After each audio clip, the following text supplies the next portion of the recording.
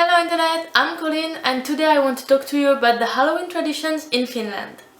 So first of all, Halloween is, like in many countries now, celebrated here in the American way, like with costumes and parties, mainly young people, and the costumes don't need to be scary. Like in France, if you don't come as a scary character for Halloween, it's very weird. But here I've seen people dressed as The Sims or as minions from Despicable Me and it was totally normal.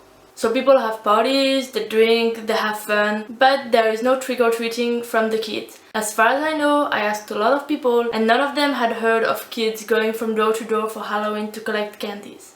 Then we have the religious celebration, the equivalent of All Saints' Day, called Pyhäinpäivä, not sure how to pronounce that, during which people honor their dead by putting candles in graveyards. I haven't seen it, but apparently it's very pretty, and unfortunately I don't know much more about it. And then we have Kekri. Kekri is basically the old pagan celebration, but it's much more than that. In the old days, it was the last day of the harvest and the day when the cattle was taken into barns for the winter. It didn't have a fixed date, it was usually between the end of September and the beginning of November, and each farm had its own date. And it also meant the end of the year, so they didn't have a clear date on the end of the year. Kekri was celebrated with a huge meal for the whole family, and the quality of the meal symbolized how the next year would be. So if they ran out of food, it would mean they were probably going to be starving in the next year. Also, apparently the drunker the father of the family was, the better the next year would be. During this meal, all the dead ancestors of the family were also invited.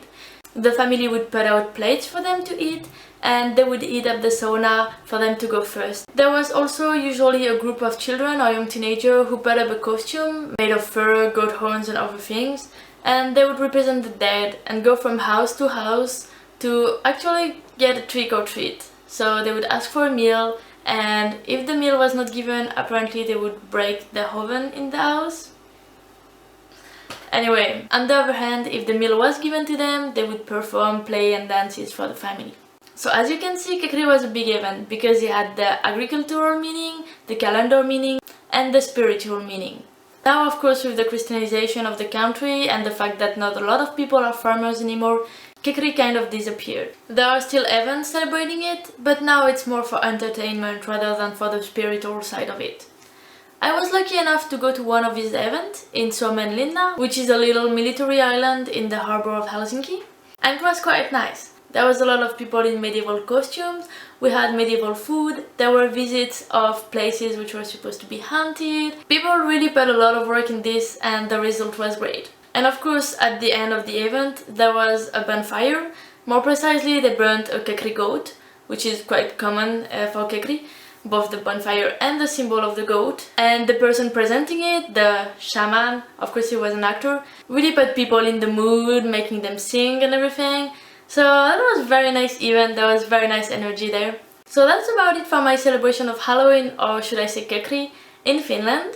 Please note that it was very difficult to find information about Kekri in English, so if I've made any mistake, which is possible, please let me know in the comments. I hope you enjoyed the video, don't hesitate to subscribe to my channel or to follow me on Twitter, and see you next video.